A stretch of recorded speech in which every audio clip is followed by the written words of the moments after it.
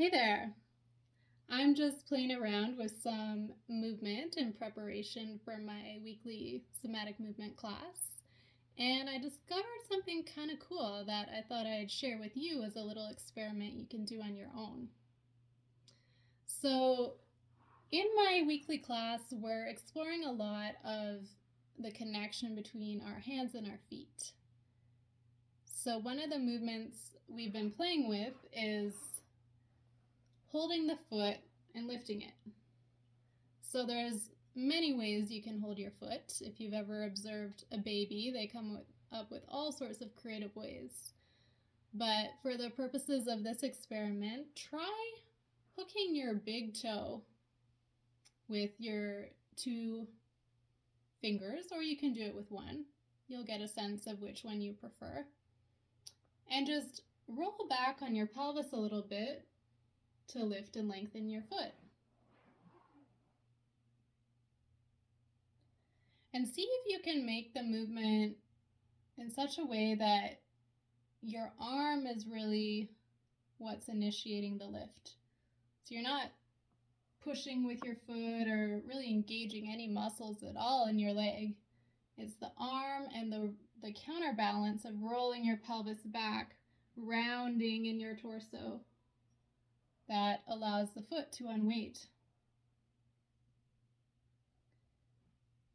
And see if you can make it in such a slow and gentle way that you don't get a sense you're pulling on your big toe. You're really distributing the work throughout the whole of yourself. And then contrast that with holding the outside edge of your foot with your whole hand, your thumb together with your fingers, and try the same movement, unweighting your foot, lengthening your leg a little bit. And already you'll probably get a sense that this feels different than the first way. And what stood out to me is that when I'm holding my foot with all my fingers in this way, there's a tendency to kind of push outwards with my foot and brace against my hand. And even my grip in my hand is a lot tighter. And overall, my leg feels heavier to lift. I feel like I'm contracting more of my muscles. So it's a harder movement to make. It's taking more energy, more work. And I think what this suggests is a lot of the difficulties we might experience in our hips or our lower back is because we are pushing and bracing with our foot, with every step, with every movement we make where we're seeking support from the ground. So if you go back to the first way of hooking your big toe, make that sensory distinction in your nervous system. How is this different?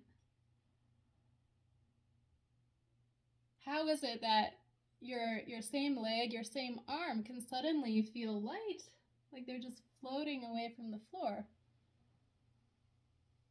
And that's because you've discovered a different way of organizing yourself for movement. And, both are good, both serve different functions. But if we're going for lightness and say, this is where we're kind of going in this lesson, we want our legs to be light. We don't want this to be an impediment, and for us to actually be moving in the opposite direction we want to go before correcting, like that's just, extra energy to expend, and we all live busy lives. Like we don't have time for that. So yeah, just play around with that. Do it with one leg, do it with the other. You can make the same exploration on your back. So hooking the toe this way and just passing your elbow outside and inside your knee. And then contrast that with holding the foot and just find out what feels different.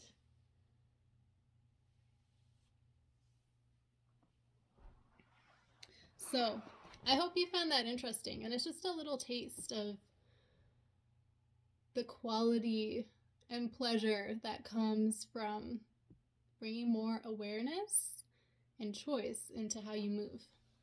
Because movement really is life.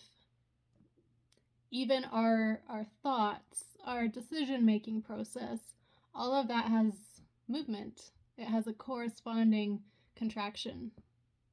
So when we learn to slow down and make sensory distinctions, we can actually choose the path of least resistance and end up with a lot more energy and levity for the things we want in our lives.